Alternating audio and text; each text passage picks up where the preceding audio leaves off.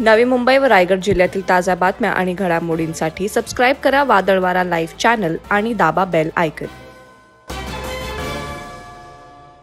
सध्या देशभरात उरणमधील यशश्री शिंदे या तरुणीच्या अत्यंत क्रूर हत्याकांड प्रकरणी संताप व्यक्त होत आहे। महाराष्ट्रातूनही या प्रकरणी संतप्त प्रतिक्रिया उमटत आहेत।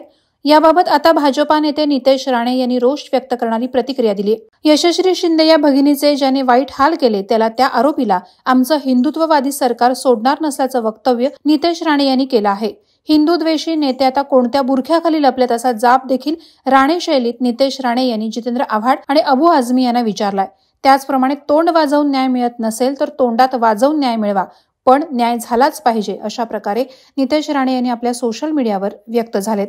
कुठे गेले ते मुमराचे जितुद्दीन, तो अब्बू आझमी आणि अन्य हिंदू द्वेष करणारे नेते जे छाती ठणकावून सांगायचे की महाराष्ट्रात आणि देशात लव जिहाद सारखी गोष्टच नाही, धर्मांतर हे प्रकार काहीच होत नाहीत।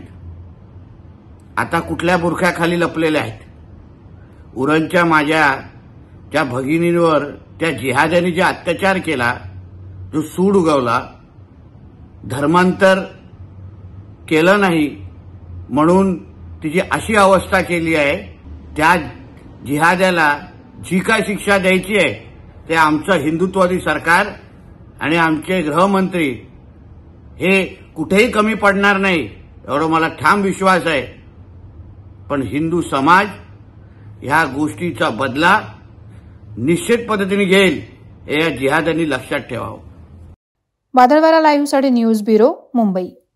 नवी मुंबई व रायगड जिल्ह्यातील ताज्या बातम्या आणि घडामोडींसाठी सबस्क्राइब करा वादळवारा लाईव्ह चॅनल आणि दाबा बेल आयकॉन।